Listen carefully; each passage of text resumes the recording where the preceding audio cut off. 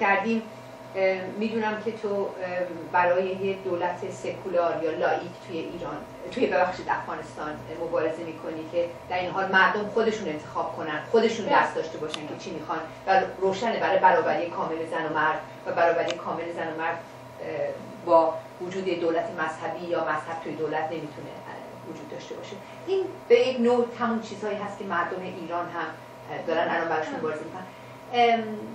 چه تأثیری داشته خیزش اخیر مردم ایران، این 9 ماه جنگی که مردم با جمهوری اسلامی داشتن و تلاشی که برای سرنگونی جمهوری اسلامی داشتن توی افغانستان، چه آیا امیدی آورده توی مردم افغانستان؟ طبعا چرا امید نآورده، نه تنها خیزش همگانی که در وسیله که در ایران برافتاد، من فکر میکنم تنها رای یک بهانه بود، رای دهی. عمدتا همشان یک دست بر علیه رژیم فاشیستی ایران صدای اعتراض همگانی خود بلند کرد که مایه امید نه تنها در سطح منطقه، در سطح جهان بود و است. و این هم جای بسیار افتخار است که همیشه ما گفتیم امروز مثلا زندان‌های ایران ببینید به صحنه نبرد تبدیل کردن و نمونه‌های بسیار زیاد میتونیم از داشته باشیم. تنها مثال بیادر ما در اواخر محمد یوسف رشیدی چقدر امیدوار کننده است و میتونه یک نمونه آموزنده و آموزگار از شهامت جوانای ایران باشه. مثلا در جریان سخنرانی که احمد نژاد در پلی‌تکنیک داشتید، وطندارا و دوستای ایرانی حتما در جریان هستند چطور در لوحه در دستش با شهامت بلند میکنه در جمع محصلین که رئیس جمهور فاشیست جای تو در پلی‌تکنیک نیست. تنها همین کافی است که از هزارها مقاله و نوشته و کتاب آگاهی بخش باشه. متاسفانه الان در زندانه و حتی از این صحبت میشه که ممکنه اعدامش بکنن. همچون شخصیت ها هرگز نمیمیرن، هرگز. و همونطور که برادر ما محمد یوسف رشیدی اولین نیست، ما باور دارم متاسفانه بدبختانه آخرین نیست و همونطور جوانای نازنین زیاد پرپر شدن و تا امروز میشه رژیم فاشیستی ایران ما را به شهادت میرسانند.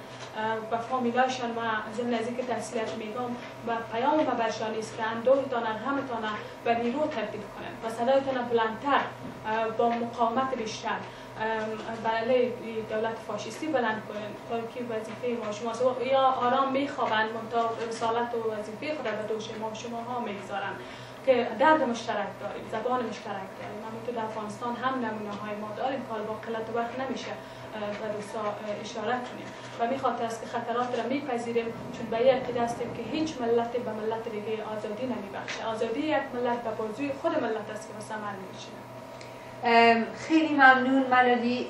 من حتما یعنی همین که این فرصت رو داشتیم که تونستیم با هم صحبت کنیم، چون من میدونم برای مردم ما ایران، برای جنبش آزادی زن تو ایران چقدر با تحسین به فعالیت‌های تو نگاه میکنن و من مطمئنم که اون چیزی که در ایران اتفاق بیفته که من کاملا برام مسجله که نمیدونم دقیقاً کی، ولی به زودی جمهوری اسلامی رو مردم ایران به زیر خواهند کشید و حتما تاثیر بسیار بسیار بسیار مهمی تو وضعیت افغانستان هم خواهد داشت. امیر همیشه من میگم وقتی که دولت دموکرات مردمی سکولار آزادیخواه در ایران روی قدرت بیاید، در قدم اول به عنوان کشور همسایه تاثیر خود میاره، چون جواسیس خود داره دولت ایران، مثل شیخ قاسم محسنی، مثل خلیلی امروز معاون کرده است، مثل محقق، مثل قانونی دکتر عبدالله و غیره که همشان در قدرت هستند.